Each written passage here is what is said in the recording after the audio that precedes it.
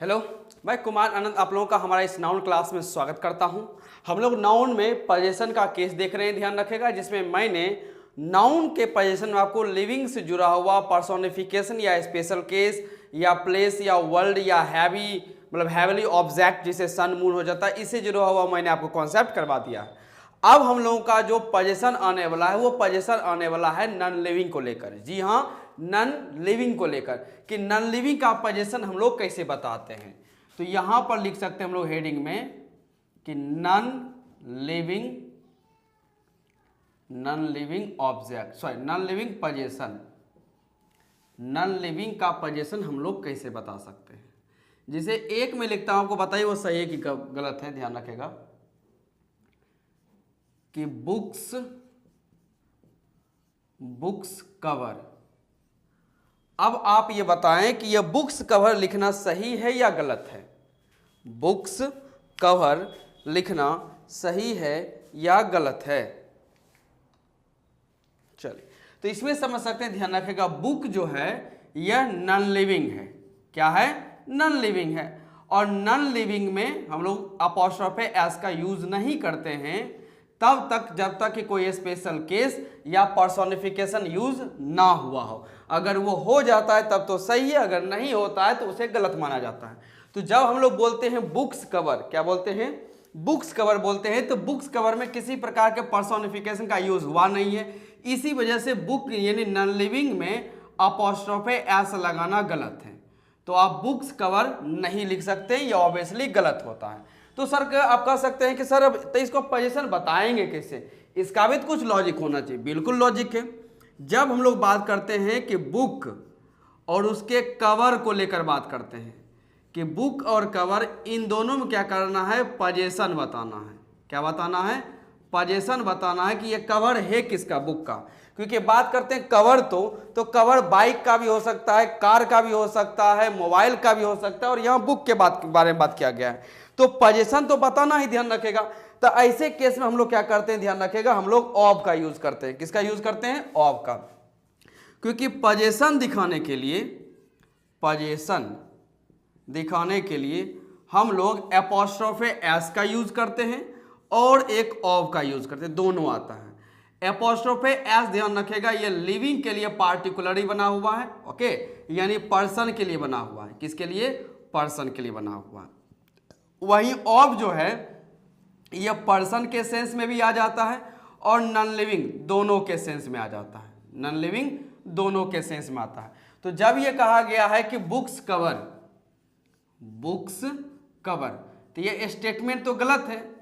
तो इसको अगर चाहें तो आप ऑफ से लिख के बना सकते हैं। कैसे बना सकते हैं? ऑफ से।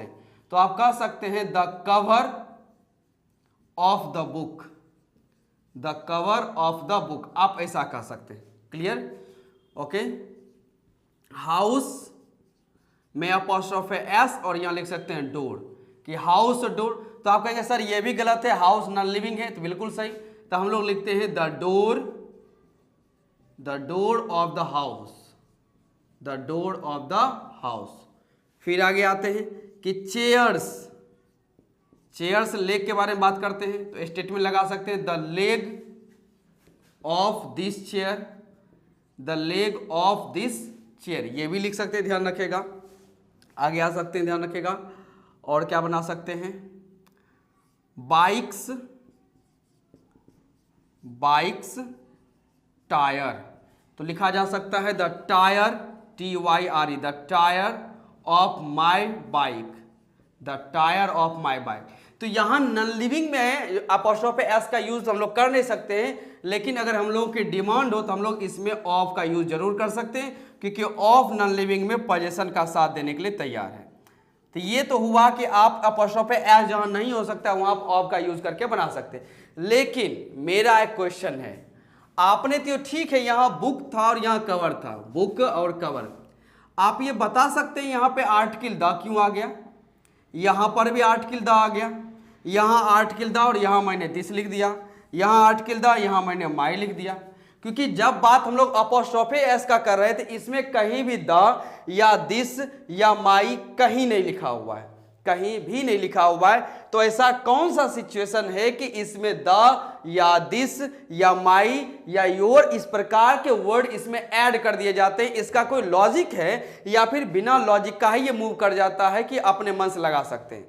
तो बात ये रहती है कि आप अपने मन से नहीं लगाते हैं, इसका प्रॉपर एक लॉजिक है, एक ग्रामर है जिसको हमें आप समझना है। हमें सिर्फ इतना नहीं समझना है कि वो नॉन लिविंग में एपोस्ट्रोफ एस नहीं होता है, उसको हम लोग ऑफ में करके बना सकते और ऐसा ऐसा बना सकते हैं, जी नहीं, उसका हमें लॉजिक सीखना है। ये तो कंफर्म है कि ऑफ पोजीशन बताता है, लेकिन ये जो द दिस माया ये सब कहां से आ गया? क्या इसका लॉजिक मालूम है आपको? इसके पीछे का ग्रामर क्या आपको बताया गया है या आप जानते हैं? अगर नहीं जानते, ध्यान रखेगा, जैसा कि मेरा दावा है कि आप नहीं जानते होंगे, ध्यान रखेगा, तो ऐसे सिचुएशन में आप सही रूप से ग्रामर को इनरोल नहीं कर पा रहे, लर्न नहीं कर पा रहे, रीजन यही हो सकता है। तो हम लोगों को यही लॉजिक अभी सीखना है, फिलहाल आप इसे नोट कर सकते हैं।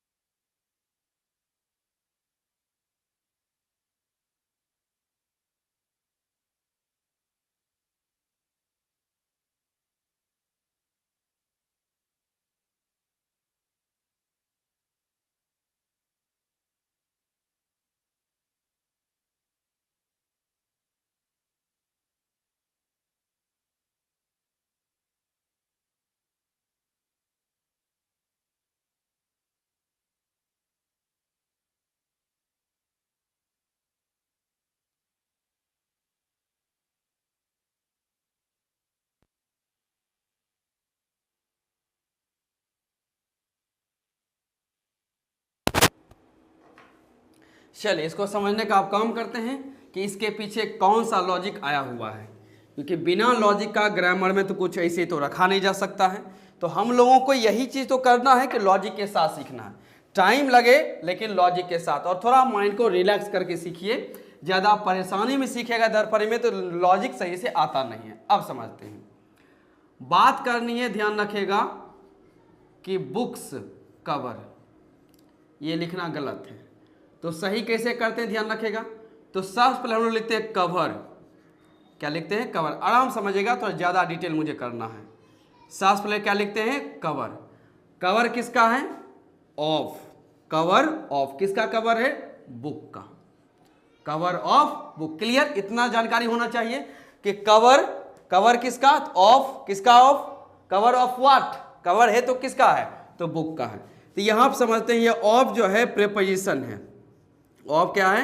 प्रीपोजिशन है। ओके, जिसका काम क्या है ध्यान रखेगा, ये पोजीशन बताना, अधिकार बताने का यहाँ पर टोटल लॉजिक हम लोग को यूज करना है, कोई भी चीज छोड़ना नहीं है। तो ऑफ प्रीपोजिशन है जिसका काम है पोजीशन बताना। और आपको इतना मालूम है, जब भी हम लोग प्रीपोजिशन यूज करते हैं तो प्रीपोजिशन के बाद आता है ऑब्जेक्ट। प्रीपोजिशन के बाद क्या आता है? ऑब्जेक्ट। तो यहाँ बुक जो है क्या है? ऑब्जेक्ट है। और हमें इतना भी अच्छे से मालूम है कि ऑब्जेक्ट के प्लेस पे या तो नाउन आता है या प्रोनाउन आएगा, यही दो चीज आ सकता है। ऑफ प्रीपोजिशन जिसका काम है पोजीशन बताने का, इस प्रीपोजिशन के बाद आया हुआ है ऑब्जेक्ट, और ऑब्जेक्ट प्लेस पे या तो नाउन आ सकता है या तो प्रोनाउन आ सकता है। तो यहाँ पर बुक जो है फिलहाल कहीं से प्रोनाउन तो दिख नहीं रहा है, इसे क्या कहेंगे? नाउन। क्या कहेंगे? नाउन। तो यहाँ जो बुक है, ये बुक क्या हम लोग को दिखा रहा है? नाउन। क्या दिखा रहा है? नाउन। इसमें कोई शक नहीं। चलिए ठीक है सर, ये नाउन है, ध्यान रखेगा। और कोई तरीका है सर जिसे साबित कर सकते हैं कि यह नाउन है? बिल्कुल, जैसे प्रीपोजिशन के बाद ऑब्जेक्ट के वजह से यह नाउन हुआ, तो आप कह सकते हैं कवर ऑफ, कवर है, कवर ऑफ व्हाट, कवर है तो किसका है, व्हाट, और ये बुक किसका रिप्लाई बन रहा है, व्हाट का, और व्हाट का रिप्लाई भी क्या होता है, नाउन। तो आपको इस बुक को नाउन प्रूव करने के लिए आपके पास दो तरीका है कि एक प्रीपोजिशन प्लस ऑब्जेक्ट और एक कवर ऑफ व्हाट का रिप्लाई मेथड आपके सामने है, ध्यान रखें, नाउन है। अब इसमें आप देख सकते हैं ये नाउन है, काउंटेबल है या अनकाउंटेबल है, तो आप कहते हैं सर बुक जो है ये काउंटेबल नाउन है। कौन सा नाउन है, काउंटेबल नाउन है, क्योंकि इसे सेपरेट देख सकते हैं, ध्यान रखेगा। अब ये समझते हैं कि सर ठीक है काउंटेबल सिंगुलर है या प्लुरल है, तो आप कहते हैं यहां पर जो बुक लिखा हुआ है ना सर वो सिंगुलर है। कैसा है वो, सिंगुलर सर यहां पर लिखा हुआ है। मैंने कहा ठीक है बुक नाउन है, काउंटेबल नाउन है, सिंगुलर और कुछ नाउन है, तो आप कह सकते हैं जी सर यह एक थिंग है, थिंग यानी कि वस्तु है। चले ठीक है ये भी मानते वस्तु, और भी कुछ है, तो आप कह सकते हैं सर यस सर ये नाउन में सोचे तो यह कॉमन नाउन है। कौन सा नाउन है, कॉमन नाउन है। ये बुक जो है नाउन है, काउंटेबल नाउन है, सिंगुलर है, थिंग है, कॉमन नाउन है। तो ठीक है सर कॉमन नाउन है, तो कॉमन नाउन सर दो प्रकार के होते हैं, कॉमन नाउन दो प्रकार के, एक सिंगुलर वाले एक प्लुरल वाले। कॉमन नाउन कितने प्रकार के, दो प्रकार के, एक सिंगुलर नाउन और एक सिंगुलर कॉमन नाउन, एक प्लुरल कॉमन नाउन। तो आप कह सकते हो सर यहाँ बुक जो है ना ये प्लुरल नहीं ये सिंगुलर है। कैसा है, सिंगुलर। तो मैंने कहा ठीक है, तो इसे एक बार फ्रेश से दोबारा लिख दो ना, लिख दीजिए कि singular common noun, singular common noun, singular common noun. अब आपको कुछ बात समझना है जो मैंने आपको पहले बताया हुआ है कॉमन नाउन के क्लास में। कहेंगे सर क्या बताए हुए, ध्यान रखिएगा जरूर। आपको याद होगा जब मैं कॉमन नाउन का सिंगुलर और प्लुरल कैटेगरी में बता रहा था कि सिंगुलर का प्लुरल कैसे बनाया जाता है, तो मैंने आपको ये कहा था, ध्यान रखिएगा, जब भी आप सिंगुलर कॉमन नाउन को लिखें, किसको लिखें, जब भी आप सिंगुलर कॉमन नाउन को लिखते हैं, सिंगुलर कॉमन नाउन को लिखते हैं, जैसे इसका एग्जांपल देते हैं कि बॉय कंप्यूटर, बॉय कंप्यूटर या मार्कर, तो मैंने आपको कहा था कि आप डायरेक्ट बॉय या कंप्यूटर या मार्कर आप नहीं बोल सकते हैं, इसके पहले आपको ए लगाना पड़ेगा, जिससे क्योंकि सिंगुलर कॉमन नाउन कभी भी अकेला आता नहीं है, इसके पहले सिंगुलर कॉमन नाउन के पहले आपको कोई ना कोई आर्टिकल कम से कम तो मेंशन करना ही पड़ता है। ये मैंने आपको कॉमन नाउन में भी और कॉमन नाउन का जब हम लोग सिंगुलर से प्लुरल बनाना सीख रहे थे उस समय भी मैंने आपको डिटेल्स इसके बारे में जानकारी दिया था। तो आप कहते हैं ठीक है सर मुझे याद आ गया कि सिंगुलर कॉमन नाउन के पहले ये सब चीज तो देना पड़ेगा, तो ठीक है सर देते हैं। चलिए, तो जो सिंगुलर कॉमन नाउन होता है, ध्यान रखेगा, जितने भी सिंगुलर कॉमन नाउन होगा उसके पहले या तो आपको आर्टिकल ए एन या द लगाना पड़ेगा। अगर ऐसा नहीं है तो आप लिखिए दिस या लिखिए डैट, ऐसा लिख सकते हैं, या possessive adjective my, your, our, ऐसे कोई ना कोई आपको वर्ड लिखना ही पड़ेगा एडजेक्टिव वाले। क्या है, ये लिखना पड़ेगा। सिंगुलर कॉमन नाउन को आप अकेला नहीं छोड़ सकते, कभी नहीं। तो आप कहते हैं ठीक है सर मैं समझ गया कि सिंगुलर कॉमन नाउन को मैं अकेला नहीं छोड़ सकता हूं। अब आते हैं वापस इस पे। अब अगर आप इसे समझे तो बुक जो है यहां पर यह सिंगुलर कॉमन नाउन है, बुक यहां क्या है, सिंगुलर कॉमन नाउन है, तो इसको आप कैसे अकेला छोड़ सकते हैं, सिंगुलर कॉमन नाउन को अभी आप अकेला नहीं छोड़ सकते, ध्यान रखेगा। तो इसके पहले आपको कुछ न कुछ लगाना ही पड़ेगा। क्या है, कुछ न कुछ आपको लगाना ही पड़ेगा। या तो आप कहिए कवर ऑफ ए बुक, या आप कहिए कवर ऑफ द बुक, या आप कहिए कवर ऑफ दिस बुक, या आप कहिए कवर ऑफ माय बुक। आपको कोई ना कोई एक चीज तो लिखना ही पड़ेगा, इसमें कोई डाउट रहनी नहीं चाहिए। इसी वजह से जब हम लोग एपोस्ट्रोफ जैसे बुक्स कवर लिखते हैं, क्या लिखते हैं, बुक्स कवर जब लिखते हैं तो इसको हम लोग लिखते हैं क्या चीज, द कवर ऑफ। अब यहां पर लिखते हैं कि the cover of this book आप लिखें, the cover of the book आप लिखें, या the cover of my book आप लिखें, the cover of my book लिखें, the cover of your book लिखें। ओके, आप जो चाहें वो लिख सकते हैं, इसमें कोई दिक्कत नहीं है, लेकिन अकेला बुक को आप नहीं छोड़ सकते, आपको कोई ना कोई इस प्रकार का एडजेक्टिव आपको मेंशन करना ही पड़ता है, यह फैक्ट बात है। क्लियर। चलिए, तो ये तो समझ में आ जाना चाहिए कि यहां पर क्यों आ रहा है। रीजन यही है कि जो भी आप यहां पर नाउन लिखते हैं, ये सिंगुलर कॉमन नाउन अगर हो जाए, क्या हो जाए, सिंगुलर कॉमन नाउन, तो आपको ये सारी चीजें तो लिखनी ही पड़ेगी। चलिए, पहले इतना बात नोट कीजिए, फिर मैं बताता हूं कि यहां पर ये आर्टिकल द कैसे आ रहा है, क्या इसका ग्रामर पर्पस है। तो सोचिए, थोड़ा ध्यान रखिएगा, सिर्फ इसको लिखने के लिए या ये कैसे होता है इसको बताने के लिए मुझे इतना सारा चीज जानकारी रखना पड़ता है, या आपको भी इतना सारा चीज जानकारी रखना चाहिए, तब जाके आप ग्रामर में एक एक पॉइंट का एनालिसिस कर पाते हैं। वरना रटने का सिस्टम है तो आप रटते रहिए, तो इसमें कोई दिक्कत नहीं है। इंग्लिश ग्रामर में ऐसे ही इतने सारे रूल्स बड़े पड़े हैं, आप कितने नियम याद कीजिएगा ये आप जान सकते हैं। तो कॉन्सेप्ट सीखिए, डिटेल से सीखिए, और जब मैं सिखा रहा हूं तो आपको दिक्कत किसी प्रकार की होनी नहीं चाहिए। नोट कर सकते हैं इसे, और कॉपी में फ्रेम वाइज नोट करें, आराम से सारी जानकारी नोट करें, कोई हड़बड़ी होनी नहीं चाहिए।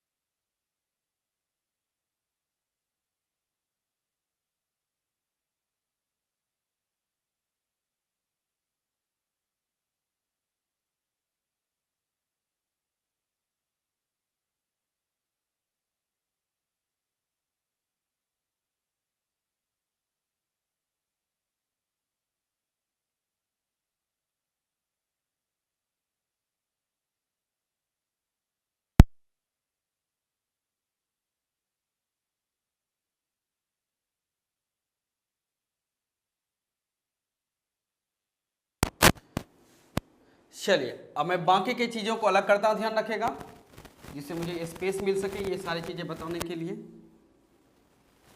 चलिए, ठीक है, और क्या क्या मिटा, हाँ ये मैं मिटा देता हूँ, इसका कोई जरूरी नहीं। तो सिंगुलर कॉमन नाउन के पहले आपको आर्टिकल, मॉडिफायर, एडजेक्टिव देना पड़ता है, क्योंकि वो अकेला स्टैंड नहीं कर सकता है। Singular common noun can't stand alone, ध्यान रखेगा। तो ये सारी चीज़ें हो गई दूर, यहाँ सिंगुलर, ओके। चलिए, अब यहाँ मैं जानकारी, एक मिनट में इसे भी मिटा देता हूँ, मैं एक बार फ्रेश लिखता हूँ, क्योंकि अब कुछ स्पेशल जानकारी यहाँ पर आने वाली है। जिस वजह से वो क्लियर हो जाएगा। तो इतनी सारी जानकारी थी सिर्फ उस ऑफ के बाद जो ऑब्जेक्ट था उसके लिए, ध्यान रखिएगा। अब हम लोग अलग से कवर करते हैं, जिसे कहा गया कवर ऑफ। सपोज करते यहाँ मैंने लिख दिया माई बुक, सॉरी माई, हाँ book, cover of my book. यहाँ तक अब समझने में कोई दिक्कत नहीं, ध्यान रखेगा। अब आप कुछ इस तरह समझिए कि ये प्रीपोजिशन है, कोई दिक्कत नहीं।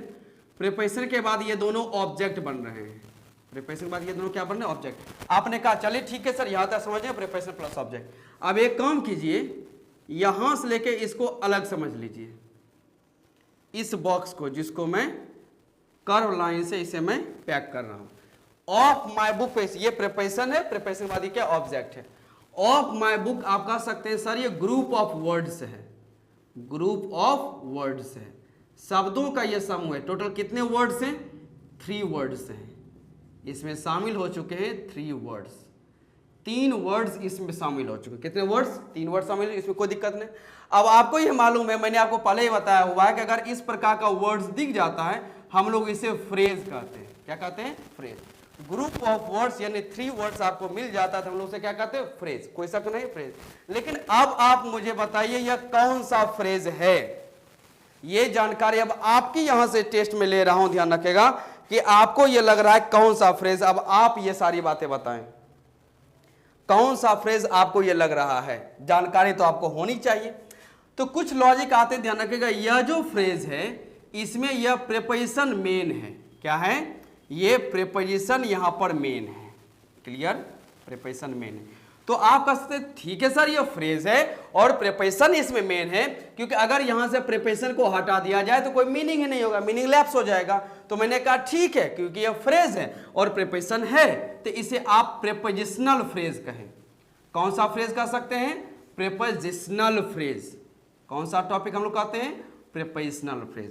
और ये सारा फ्रेज मैंने आपको पार्ट्स ऑफ स्पीच के बाद जो मैंने फ्रेज और क्लॉज का मैंने क्लास आपको पावरफुल क्लास मैंने दिया है वो आपके पास अवेलेबल है और आपने उसे पढ़ा है। अगर नहीं पढ़ा है तो एक बार जाके रिवाइज कर लीजिए। नहीं तो यहाँ मैं समझा रहा हूँ, यहाँ 3 वर्ड्स हैं, एक से ज्यादा वर्ड्स होने की वजह से हम लोग इसे कहते हैं फ्रेज, और क्योंकि यह फ्रेज में प्रीपोजिशन मेन है इसी वजह से हम लोग इसे कहते हैं प्रीपोजिशनल फ्रेज।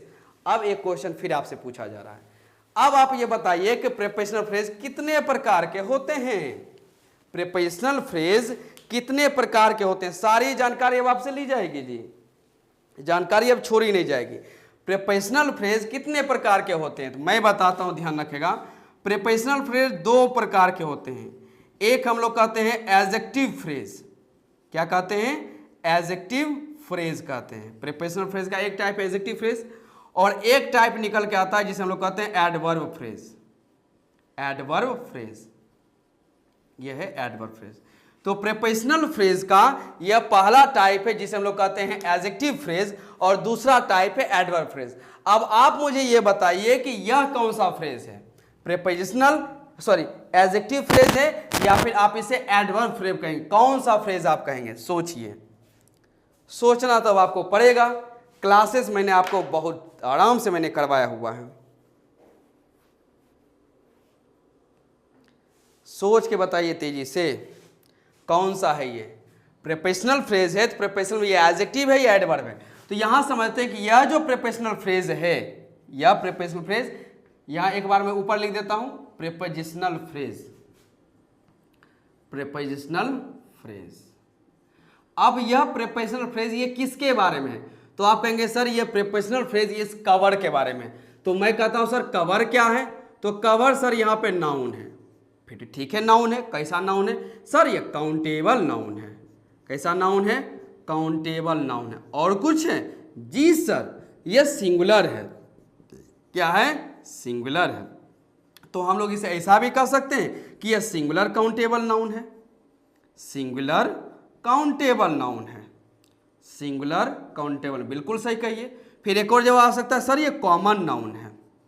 कैसा नाउन है ये, कॉमन नाउन। मैंने कहा ठीक है कॉमन नाउन, और क्योंकि ये कॉमन नाउन सिंगुलर तो हम लोग यह भी लिख सकते हैं कि सर ये सिंगुलर कॉमन नाउन है, सिंगुलर कॉमन नाउन है। कैसा नाउन है, सिंगुलर कॉमन नाउन है। ठीक है, इसमें यह भी कह सकते हैं कि सर ये थिंग है, वस्तु है। मैंने कहा ठीक है ये भी लिख दो। अब आप ही बताइए सिंगुलर कॉमन नाउन को क्या अकेला छोड़ा जा सकता है, कहीं पर भी सिंगुलर कॉमन नाउन को अकेला छोड़ा जा सकता है। यहाँ पे सिंगुलर कॉमन नाउन के पहले कुछ नहीं दिया हुआ है। सिंगुलर कॉमन नाउन ध्यान रखिएगा, कांट स्टैंड अलोन, वह अकेला नहीं रह सकता है, कभी भी वह अकेला नहीं रह सकता है। तो इसके पहले भी आपको कुछ न कुछ देना पड़ेगा। अब यहाँ सोचिए, ये जो प्रीपोजिशनल फ्रेज ये किसके बारे में बता रहा है? कवर यानी नाउन के बारे में। और नाउन के बारे में जो जानकारी देता है उसे हम लोग कहते हैं एडजेक्टिव फ्रेज। क्या कहते हैं? एडजेक्टिव फ्रेज कहते हैं। तो यहाँ पर जो कवर है यह एडजेक्टिव फ्रेज है। कैसा फ्रेज है? Adjective phrase. और किसी भी नाउन के बारे में अगर एडजेक्टिव है, वो भी इतना सारा जानकारी है, जिसे कहा गया कवर। अब आप ही ये जान सकते हैं कि सर कवर जो है किसी का भी हो सकता है। कवर बाइक का हो सकता है, कवर कार का भी हो सकता है, कवर चेयर का भी हो सकता है। ओके, कवर मान लेते हैं ह्यूमन का भी, मोबाइल का भी हो सकता है। किसका कवर है? कवर जैसे यहाँ का बुक का भी हो गया। सर ये क्लैरिटी नहीं मिल पा रही है, लेकिन यहाँ पर तो आपको क्लैरिटी दी गई है कि कवर किसका है? बुक का ही कवर, यानी निश्चित किया गया है। यह जो कवर नाउन है इसे डेफिनिट बनाया गया है। क्या बनाया गया है? डेफिनिट, यानी निश्चित कर दिया गया कि हाँ कवर सिर्फ बुक के, मेरे बुक के कवर की बात की गई है। और जब भी आप ध्यान रखेगा सिंगुलर कॉमन नाउन को अगर आप डेफिनिट करते हैं, क्या करते हैं? डेफिनिट निश्चित बना देते हैं, तो इससे पहले आपको आर्टिकल द लगाना पड़ता है। इसीलिए तो इसे डिफिनिट आर्टिकल कहते हैं। तो यहां पर यह सवाल उठता है कि यहां पर क्या लगेगा? आर्टिकल द जरूर लगेगा। और तब यह फ्रेम बनता है कि the cover of my book. जो लिखा जाता है कि बुक्स कवर गलत है, उसके जगह पर आप क्या लिखते हैं? The cover of my book. तो इस द के आने के लिए सोचिए, यहां पे आर्टिकल द आएगा। इसका भी कितना अच्छा लॉजिक है और कितनी सारी जानकारी इसमें है। हम लोगों ने इतना पढ़ा, फ्रेज पढ़ा, एडजेक्टिव पढ़ा, एडवर्ब पढ़ा, नाउन, सिंगुलर, कॉमन, प्रीपोजिशन के बाद ऑब्जेक्ट, प्रीपोजिशनल फ्रेज, उसके दो टाइप। इतना अगर हमने समझा है तब जाकर हमें ये छोटी सी जानकारी मिलती है, हाँ यहाँ आर्टिकल द लगेगा। एक छोटा सा वर्ड में कितना ग्रामर निकल सकता है, ध्यान रखेगा, इसकी कोई इंतहा नहीं है, ध्यान रखेगा। बस दिक्कत यह है कि आपके पास इतना नॉलेज लेने का पावर है क्या? इतना समझने की पावर आपके अंदर कैपेसिटी है? और मेरा मानना है कि इतनी कैपेसिटी हर एक के पास होनी चाहिए, तब जाके आपको क्लैरिटी मिलती है। तो यहां पे आर्टिकल द क्यों का समझ गए? ये प्रीपोजिशनल फ्रेज इस नाउन को डेफिनेट कर रहा है, कवर को नाउन। और जब नाउन डेफिनेट होगा तो उसके पहले डेफिनेट आर्टिकल क्या लगाना पड़ेगा? आर्टिकल द आपको लगाना ही पड़ेगा। ओके, नोट कीजिए इस पूरे जानकारी को सही से। चलिए अभी इसे करता हूं इरेज। अब इसी से जुड़ा हुआ कुछ क्वेश्चंस हम लोग देखेंगे और समझ करेंगे कि ये सब कैसे हो रहा है, ध्यान रखिएगा।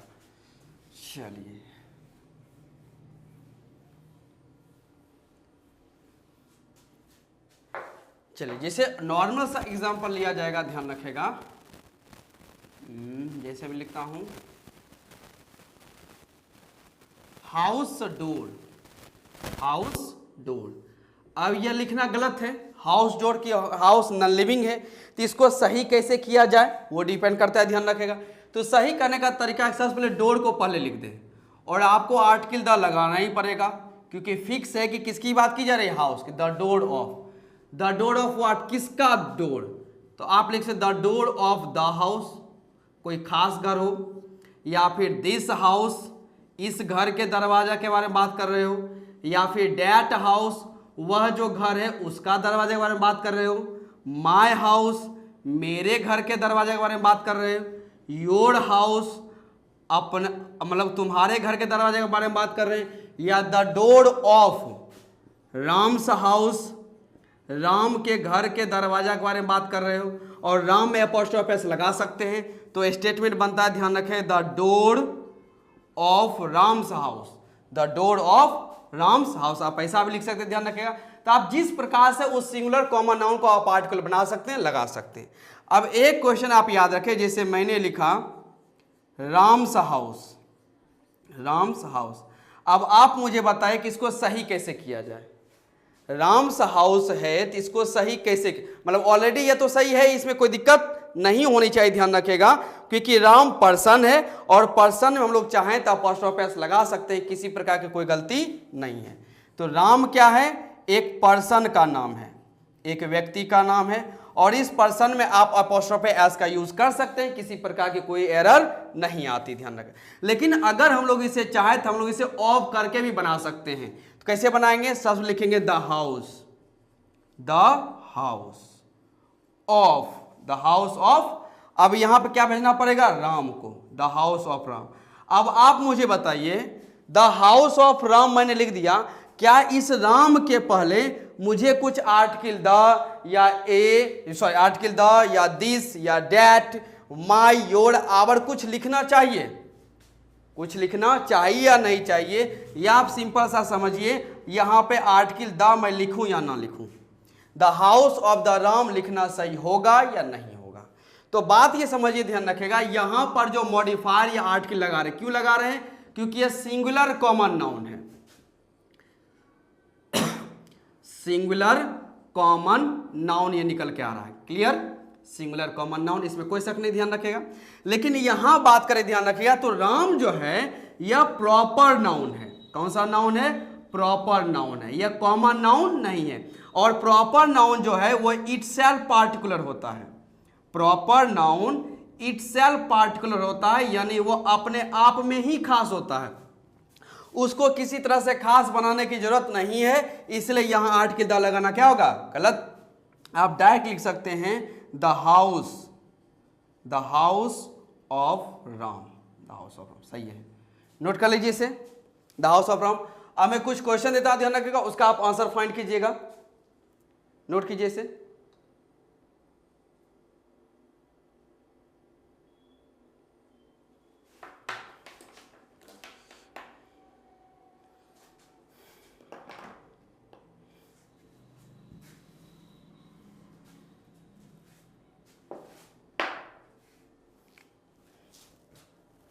चलिए, फर्स्ट क्वेश्चन ध्यान रखेगा, डैश इज योर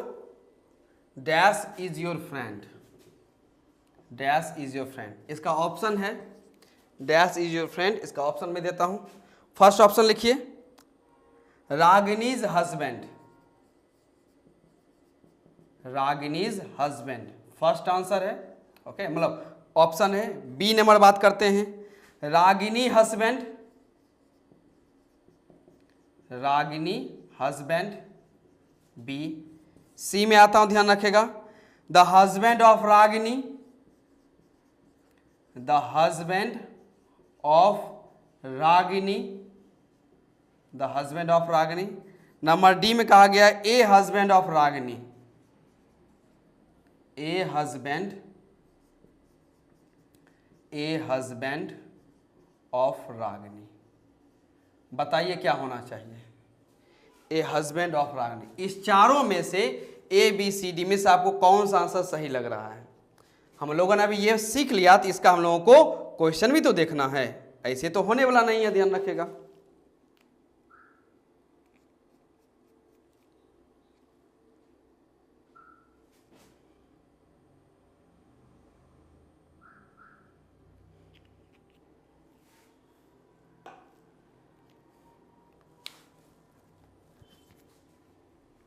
चलिए, मैं नीचे वाला सब इरेज कर देता हूं, ध्यान रखिएगा, इसका कोई काम नहीं है।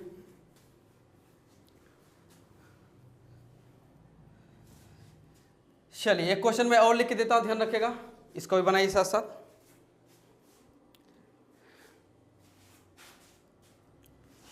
चलिए, dash who is your brother is new. First option Ram's car. Second option the car of Ram, C number Ram cars,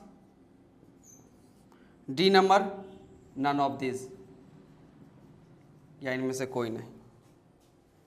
तीसरा क्वेश्चन है, dash which is costly, dash which is costly is not here.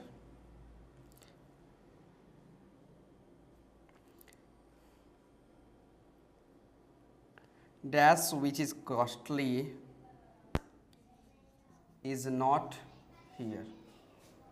चलिए, फर्स्ट है option Ram's car, B number the car of Ram, the car of Ram, C number Ram's cars, और D number आता है none of this. ये 3 question है और तीनों आपको क्लैरिटी दे देगा कि ऐसा क्यों हो रहा है।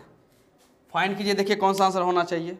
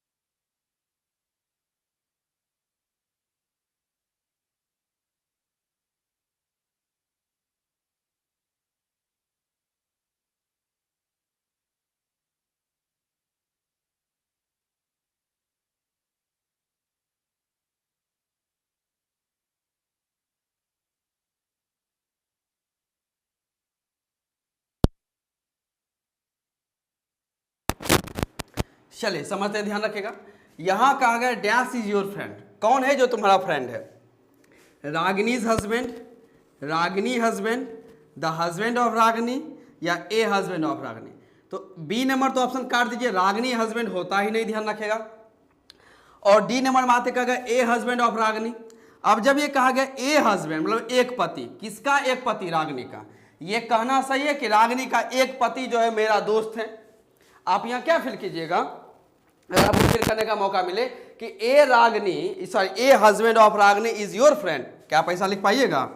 ए husband of Ragini, a husband of Ragini is your friend, is your friend. क्या ये लिखना सही रहेगा? आपका सर नहीं सर ऐसा नहीं होता, रागिनी का एक हस्बैंड मेरा फ्रेंड है तो क्या दूसरा हस्बैंड भी है? तो ये तो सर इलॉजिकल है, तो डी नंबर गया। अब आते हैं रागिनीज हस्बैंड। ये भी हो सकता है कि रागिनी के हस्बैंड इज योर फ्रेंड, या हो सकता है द हस्बैंड ऑफ रागिनी। और आप जानते हैं कि रागिनीज हस्बैंड को ही हम लोग ऑफ लगाकर बनाते हैं, क्या चीज? The husband of Ragini. तो होना कौन सा सही होना चाहिए, ध्यान रखिएगा, रागिनीज हस्बैंड या फिर द हस्बैंड ऑफ रागिनी। तो यहां पे दोनों सही हो सकता है, गलती कोई नहीं, ध्यान रखेगा। तो ऐसे सिचुएशन आप ध्यान समझिएगा कि यहां जो कहा गया है द हस्बैंड ऑफ रागिनी, इसको ज्यादा सही माना जाएगा, ध्यान रखेगा, क्योंकि इसको किया गया है एक्सप्लेन, इसको थोड़ा विस्तार से बताया गया। वहां रागिनीज हस्बैंड शॉर्ट है और यहां द हस्बैंड ऑफ रागिनी क्या किया गया? एक्सप्लेन किया गया है। तो जब भी आपको शॉर्ट या एक्सप्लेन के बारे में क्लैरिटी चाहिए तो आपको किधर जाना पड़ता है? क्लैरिटी की तरफ। यहां जहां एक्सप्लेन किया गया वहां, इसी वजह से ए नंबर कट और सी नंबर सही। और ध्यान रखिएगा, क्वेश्चन 2 प्रकार का होता है। एक हम लोग कहते हैं choose the correct option, choose the correct option, और एक हम लोग कहते हैं choose the best option, choose the correct option और चूज द बेस्ट ऑप्शन। और यहां बात हो रही है चूज द करेक्ट की, नहीं चूज द बेस्ट की।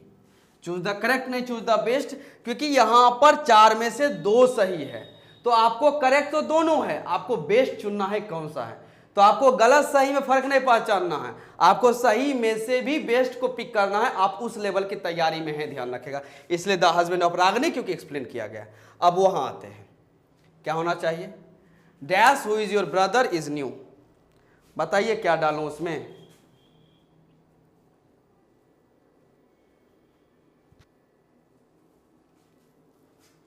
क्या होना चाहिए?